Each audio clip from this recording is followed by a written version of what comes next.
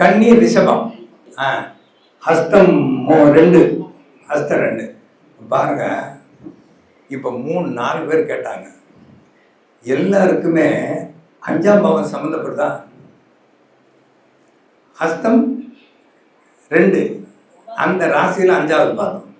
இவர் சொன்னார் சதயம் 3 அந்த ராசியில் 5வது பாதம்.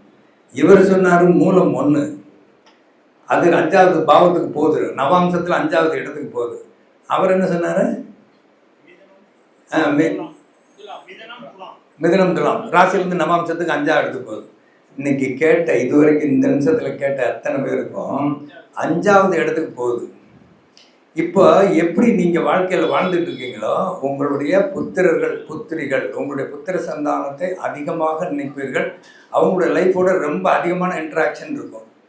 அது நல்ல விதமாக இருக்கா கொஞ்சம் கஷ்டமாக இருக்காங்கிறதெல்லாம் உங்கள் ஜாதகம். ஆனால் குறிப்பாக இதை பற்றி தான் இருக்குங்கிறது ரொம்ப தெளிவாக இருக்குது.